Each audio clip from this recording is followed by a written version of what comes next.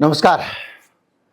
अब तक अगर आपको लग रहा है कि इस वक्त सबसे बड़ा सरदर्द अमेरिका के लिए ईरान है, तो उससे भी बड़ा एक सरदर्द ईरान के सर पे आज 15 अगस्त 2026 से शुरू हो गया है। अब आज से अमेरिका को नींद आनी मुश्किल होगी और डोनाल्ड ट्रंप का कार्यकाल इस बड़ी चीज़ के लिए भी हमेशा याद किया जाएगा। अब अमेरिका के दो बड़े दुश्मन हर रोज अमेरिका के घर के सामने चक्कर लगाया करेंगे। अमेरिका को हमेशा डर रहेगा किस दिन मेरे घर में हथगोला फेंक दें। यानी कि अमेरिका की सुरक्षा का खतरा बढ़ गया है। जो अमेरिका अभी दूर दूर के देशों में जाके लड़ता था, ईरान अगर मिसाइल चलाएगा तो अमेरिका को तो मारेगा नहीं, उसके दोस्तों को मार रहा है, अमेरिका के अड्डे पे मार रहा है। अमेरिका की धरती सुरक्षित है। लेकिन ये जो नया डेवलपमेंट हुआ है, इसके बाद अमेरिका की अपनी धरती भी खतरे में आ गई है। तो ये इसलिए बड़ा डेवलपमेंट है आज कि आप पूरी तरह से देखेंगे तो अमेरिका एक ऐसी जगह पे जाके फंस गया है जहां से उसका बचना मुश्किल है। और अमेरिका की अभी तक जितनी भी बिसातें बिछी हुई थी जियोपॉलिटिकल, सारी की सारी अब लड़खड़ा जाएंगे। यानी उस अपने घर के पास तो दुश्मन आ ही गया है, पूरी दुनिया जो है उस पूरी दुनिया के अंदर अमेरिका की हनक और अभी तक की दुनिया जिस तरह चलती थी उसके हिसाब से जो उसने फील्डिंग की थी वो फील्डिंग बेकार हो गई है, क्योंकि बैट्समैन बदल गया है। क्या हुआ है ये समझना बहुत ज़रूरी है। सरल भाषा में समझें तो बैरन स्ट्रेट से या बैरन सी भी उसको लोग कहते हैं, वहाँ से जहाज़ों का रेगुलर ट्रैफिक आज शुरू हो गया है। चीन ने वहाँ से जहाज़ चलाने शुरू कर दिए हैं, रूस तक पहुँचेंगे। और अगर ये बात समझ में नहीं आ रही है तो सरल तरीके से मैं आपको पूरा मामला समझाता हूँ। मैं हूँ गिरिजेश वशिष्ठ, आप देख रहे हैं नॉकिंग न्यूज़ का यूट्यूब चैनल।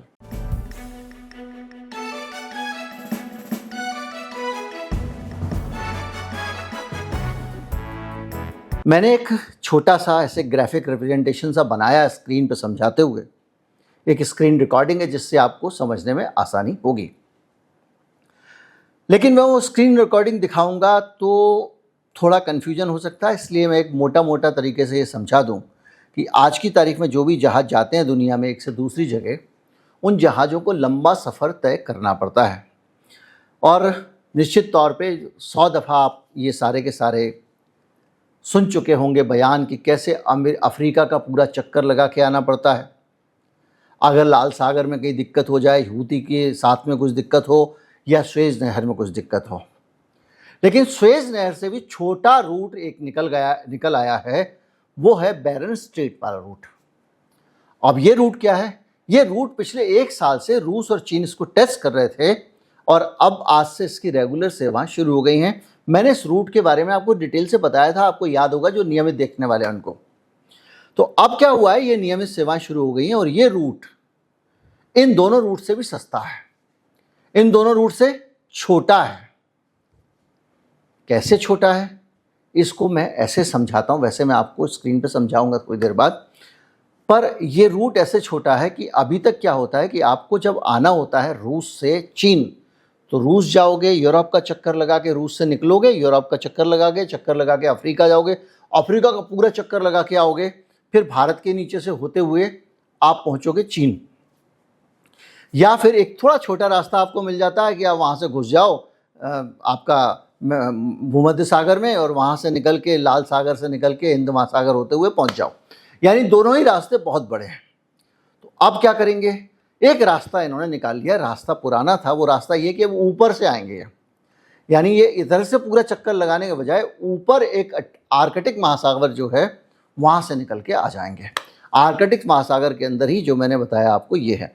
अब आपको समझ में नहीं आया तो एक बार वीडियो देख लीजिए, उसके बाद हम आगे बढ़ते हैं। आपके सामने जो आप देख रहे हैं ये है दुनिया का नक्शा। और दुनिया का ये जो नक्शा है, ये जो कहानी कहता है वो बड़ी रोचक कहानी है। और कम से कम आज से जो सेवा शुरू की है चीन ने और रूस ने, उसको समझना तो बहुत ही जरूरी है, क्योंकि इसी के ऊपर अब दुनिया में बहुत सारा भविष्य टिका हुआ है दुनिया का।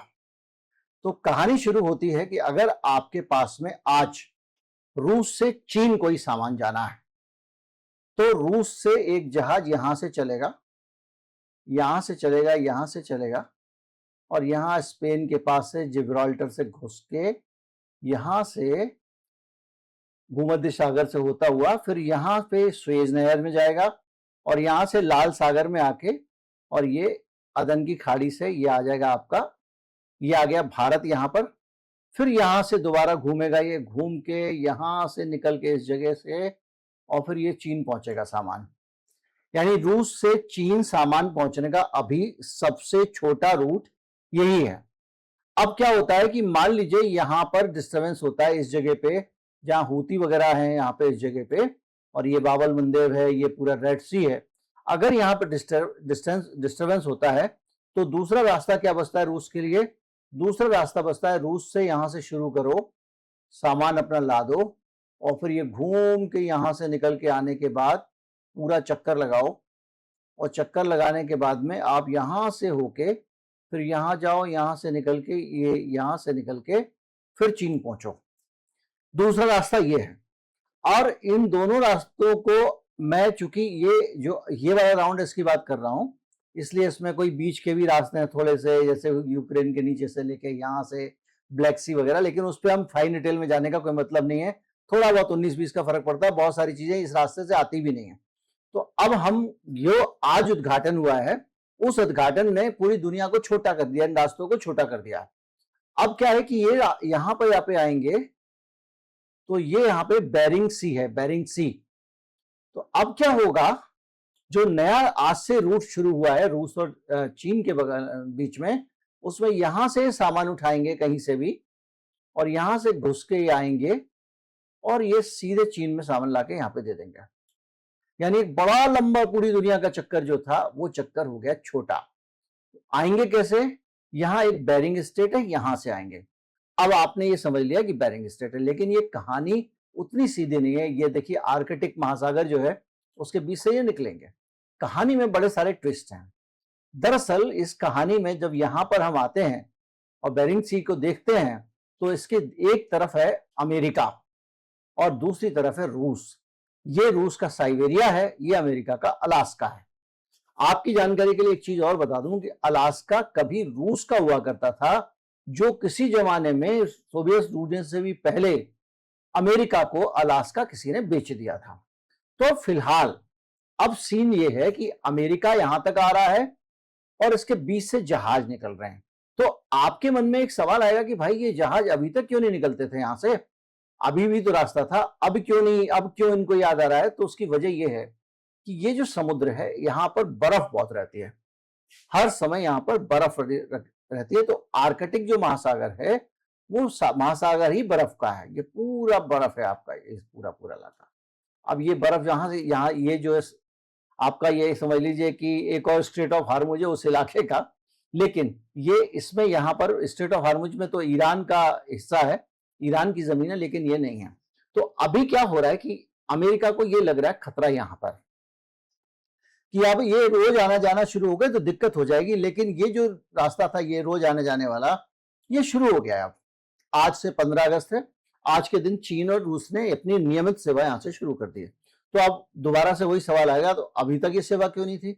अभी तक ये सेवा इसलिए नहीं थी क्योंकि इस इलाके में बहुत सारी बर्फ होती है। तो अब क्या बर्फ हट गई? दो चीजें हुई हैं।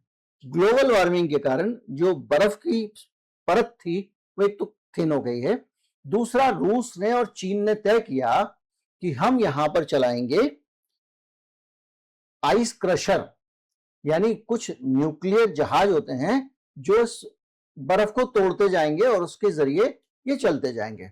अभी तक ये रूट टेस्ट पे चल रहा था, पूरे साल में कुल 23 जहाज निकले हैं और यहां पर ये 30 जहाज रोज निकलते हैं। कहां से? यहां से, ये जो इलाका मैंने आपको बताया था, ये देखिए ये सुएज नहर से यहां से 30 रोज निकलते हैं। वहां एक साल में 23 निकले, लेकिन वो कहानी तब की थी। अब आज से जब नियमित सेवा शुरू हो गई है तो क्या होगा कि पूरी दुनिया में जो चक्कर लगा के लोग यहां से आ रहे हैं, ये पूरी दुनिया का जो भ्रमण हो रहा है यहां से निकल के या यहां से निकल के या यहां से निकल के, वो पूरा भ्रमण जो है वो अब हो गया छोटा। तो क्या होगा? जहाज यहां से जाना पसंद करेंगे और यहां से जाना जब जहाज पसंद करेंगे तो समस्या क्या है? अमेरिका को टेंशन हो गया, उसके बगल से ही जहाज निकलेंगे। अभी तो कमर्शियल जहाज निकल रहे हैं तो वो तो समुद्र है, खुला होगा तो वहां से फिर अपना जो वॉरशिप भी निकलेंगे। और अभी हाल में यहाँ पर रूस ने और ये चीन ने कुछ यहाँ पे इस जगह पे मिलिट्री एक्सरसाइज भी की थी, ये भी एक बात है। तो इसलिए भी अमेरिका को डर लगता है। तो ये आपको वो याद बीच में होगा एक केस, जब अमेरिका ने पूरा ये कहा था कि हम ग्रीनलैंड को कब्जा करेंगे, आपको याद है? तो ग्रीनलैंड पे जो कब्जा करने की कहानी है उसके पीछे भी एक बहुत बड़ा कारण यही रहा है। आप यहाँ पर देखिए, मैं आपको दिखाता हूं कि सीन क्या है। ये देखिए, ये रूस है और ये कजाकिस्तान है। अब आप कहानी इस नक्शे से समझिए। देखिए, थोड़ा सा धरती है तो गोल गोल घूम जाती है, इधर से उधर हो जाती है। तो इस धरती को हमने उल्टा किया है पूरा। अब ये देखिए, ये जो है ये है आपका बैरेंस सी, जहां पे ये अब मैंने आपको बताया था ये रूस से लेके और ये पूरा चाइना वाला मामला है। अब इस चीज को समझिए कि अमेरिका को लगा कि यहां पर हो सकता है खतरा, क्योंकि अब ये बार बार निकलेंगे इस जगह से। तो और ये पूरा कनाडा है, इसके नीचे अमेरिका है। तो इस पूरी सिचुएशन के कैसे मुकाबला करें, तो अभी इसने क्या किया, अमेरिका ने ये किया कि हम ग्रीनलैंड पे कब्जा कर लेते हैं। आपने देखा होगा बार बार डोनाल्ड ट्रम्प कह रहे थे ग्रीनलैंड हमारा वगैरह वगैरह। तो ग्रीनलैंड पे अगर कब्जा करते हैं तो ये पूरी तरह से ग्रीनलैंड जो है वो हो जाएगा, इससे यहाँ पे इस इलाके में वो निगरानी कर सकता है। तो इसलिए लगातार जो है वो कहानी यही है कि अमेरिका को ये इलाका अब सरदर्द देने वाला है, क्योंकि दो बड़ी ताकतें अब यहां से नियमित व्यापार शुरू कर रही हैं। और नियमित व्यापार शुरू होने का मतलब ये है कि पूरा का पूरा जो डायनेमिक्स है दुनिया के वो बदल जाएंगे।